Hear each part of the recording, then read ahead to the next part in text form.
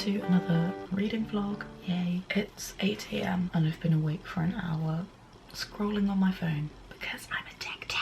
I figured I should probably do another one of those challenges where I read as much as I can in 24 hours because I don't want to be on my phone. But this time I'm actually going to do it properly. One of you actually told me to do this, so thank you. I don't know why I didn't think of it in the first place, but I'm basically going to set a timer for 24 hours, and each time I stop reading because, you know, I've got to go to work or something, I'll just stop the timer because then I can actually see how much I read in 24 hours. I'm gonna start right now. Also, how cute is this? My sister made this for me. I'm gonna go on the stopwatch because that seems to be the easiest option. Before I start this, I'm gonna show you the first book I'm gonna read. It's called Boys Don't Cry by Fiona, Scarlett. I think this is going to be a book about like how boys are taught that it's not okay to cry. I might be completely wrong because the blurb doesn't really give much away at all, so I'm intrigued to see what it's actually about. Ready, set, go.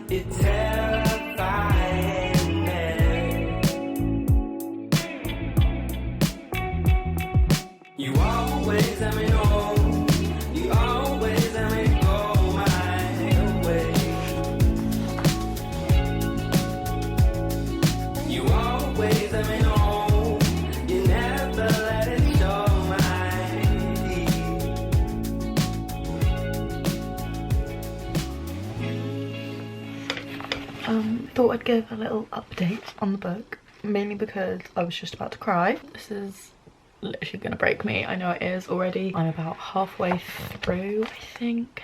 This is a really short book. It's only like 240 pages. I've been reading for, well, 2 hours total. What the story is about is this little boy called Finn and his brother Joe. So each chapter is from Joe or Finn's perspective. Finn is the younger brother. He unfortunately gets ill, and then Joe is the older brother, and everything from his perspective is like in the future. Once again, I really love a split time frame. The last 3 books I read had that as well, where the story's told over 2 separate periods of time. It just makes it so much more interesting. Also, these chapters are really short, so it's really quick and easy to read. It really reminds me of Young Mungo because this family as well is from like a poorer estate. There's abuse involved, drugs, and Joe like goes to private school, I think, but he's on full scholarship, so he doesn't really fit in there. There's just a lot going on. It's really sad. The parts from Finn are just so cute and refreshing. He's only 12 years old, so when you read from his point of view, it is very young, and yeah, it is Irish, which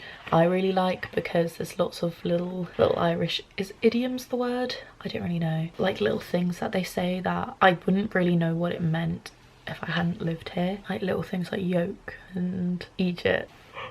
I'm really enjoying it so far. I think I will just update you when I'm finished. It shouldn't take me too long. I mean, a couple more hours and then I'll be done. I'm really excited for the other books I'm reading as well, but no, I want to focus on this though. Right, I'll probably see you when I'm in tears.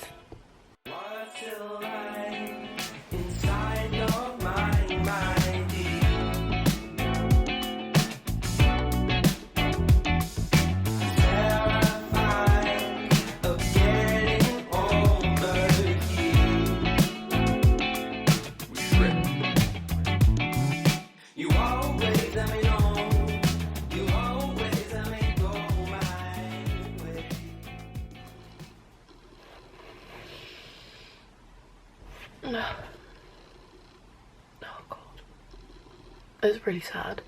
So prepare yourself for that.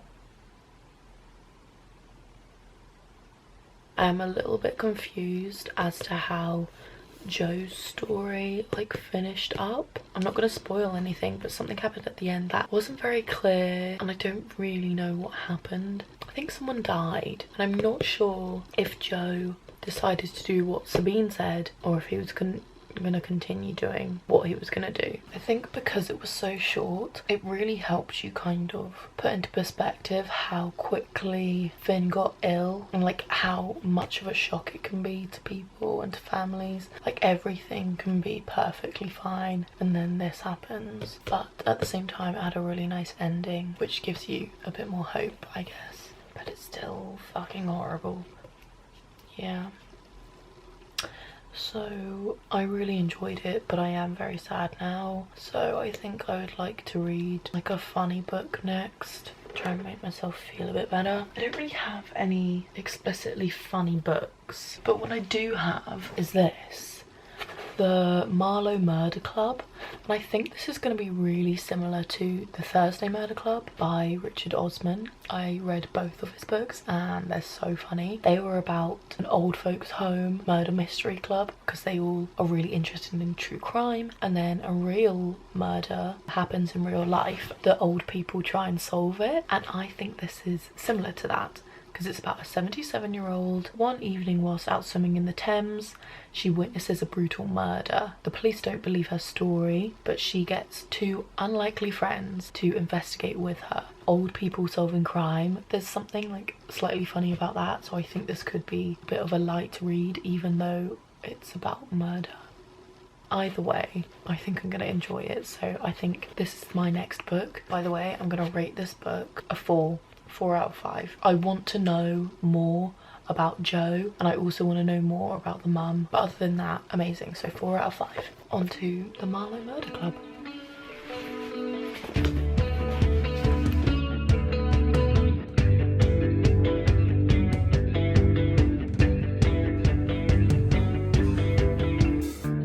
Can you believe it? They call it family meeting on me. Boy, you're out of your mind. Do you know what you're doing with your life?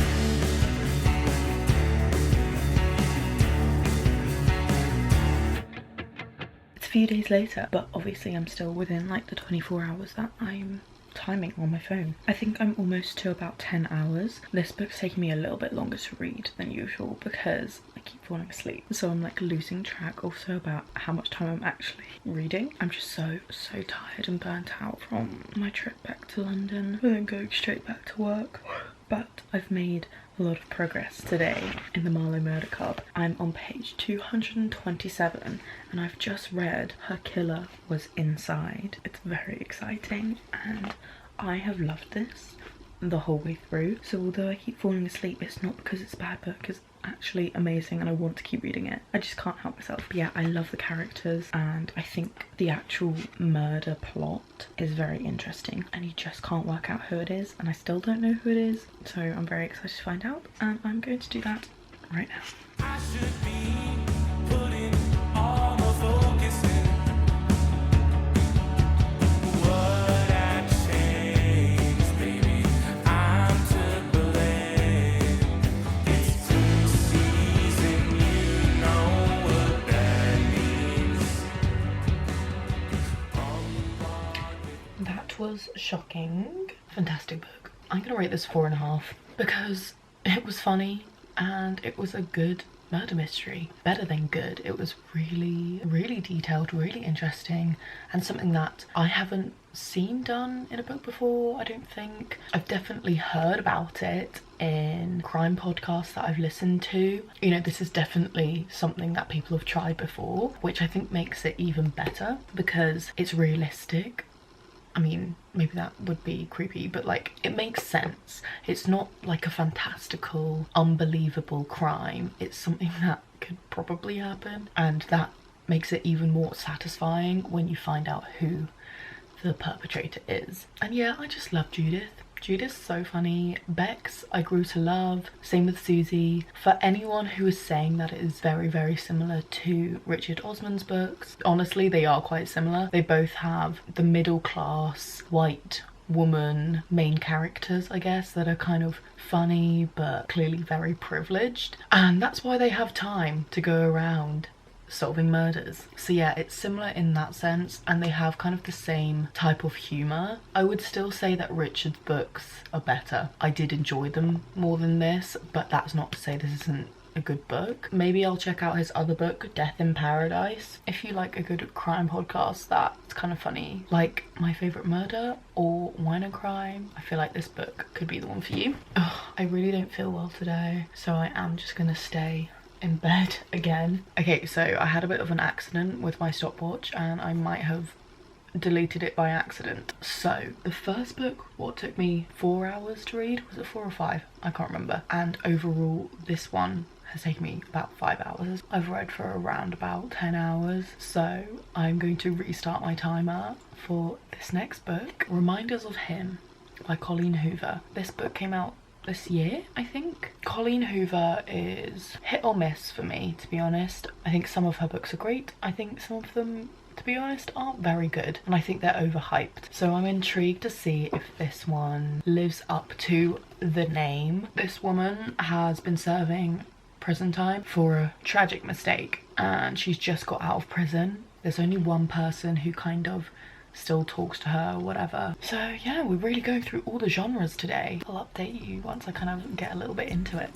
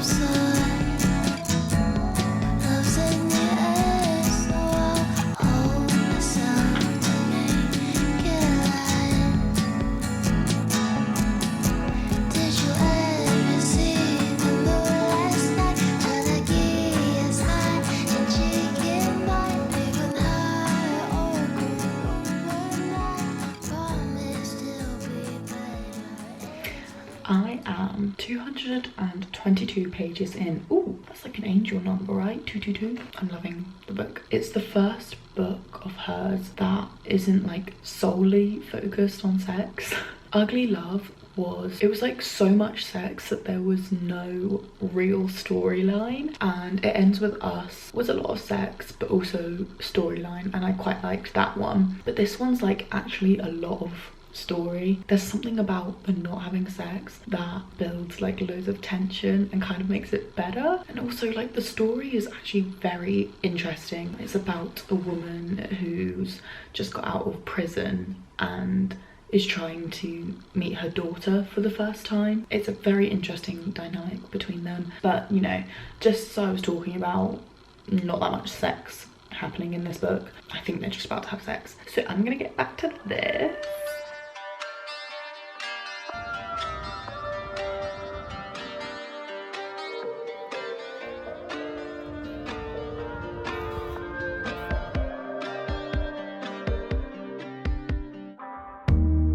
Tears fall at last.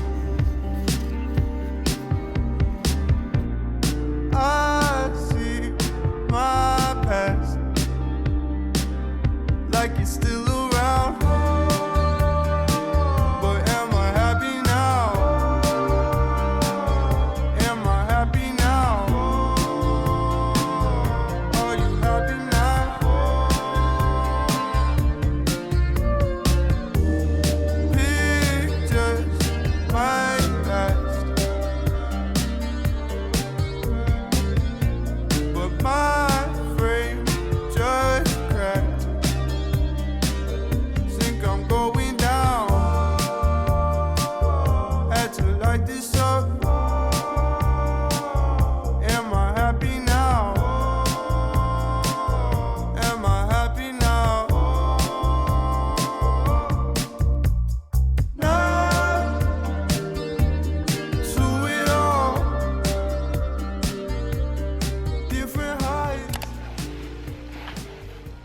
thought I would just update you. I finished Reminders of Him, rated it 3.5. One of my favourite books from her, but it also just didn't feel like anything special compared to other books that I've read. Like, it was good, but it wasn't groundbreaking. I am surprised that I enjoyed it even at all, because it's about a child. And I really don't like children. I'm almost 100% sure I don't want children. This book is about this girl being a mother and wanting to be a mother for her child, and those are just feelings that I really don't connect with. But I still managed to enjoy this book and empathise with her. Big spoiler, so like, don't listen to this if you don't want to know. It's really fucking weird to me that his best friend ends up falling in love with his girlfriend and also looks after his child. Maybe that bit's not really as weird. Like, it's nice that he's kind of stepped in, but the fact that he had sex with his best friend's girlfriend only because he died, it's a little bit weird to me. I don't know, let me know if you feel the same about that. If my friend had sex with one of my exes, not that I even have an ex, but let's say that I did, I don't think I would be very happy. I mean, if they were in love, then like, fine. I don't know, maybe I'm overthinking it. It is just a book. That's that one. You know, speaking of books that are just about sex, for some reason I've decided to read Addicted to You by Krista and Becca Ritchie. Oh my god, are these sisters? Please don't tell me two sisters wrote this book, because that's really fucking weird. Because this is pure smut. This is porn in a book. I'm about 100 pages in, and yet it is just sex, because this girl is addicted to sex and the boy is addicted to alcohol, and there's not really much else going on apart from the fact that she kind of fancies him. They've got a fake relationship, and so they shouldn't really have a real one.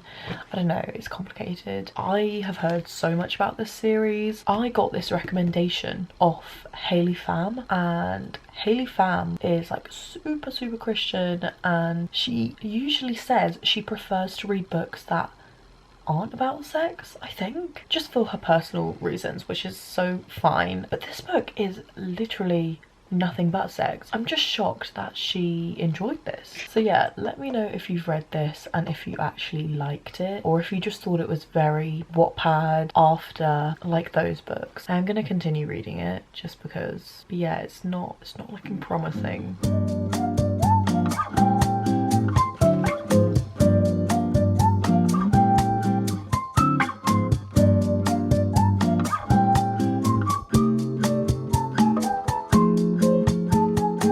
Struggling with this book. It's so popular on TikTok and YouTube, but this book is shockingly bad. Like, it's just written so badly, and the story, there is no story. I feel like I'm just jumping between scenes that don't really have any connection, and everything is contrived just in order for her to have some type of need for sex. And I have about 2 hours left. I'm just gonna try and bang it out. If you like this book, please tell me why. I might change my mind by the end of the story, so I'm gonna continue.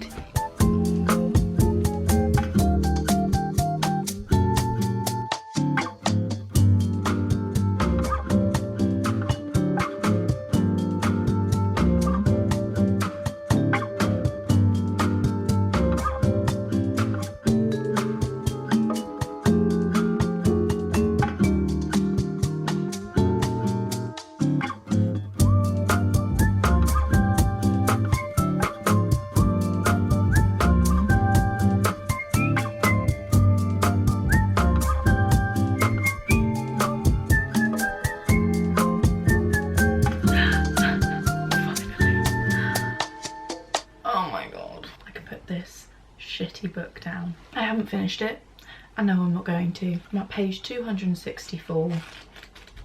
There's less than 100 pages left, and I just can't do it.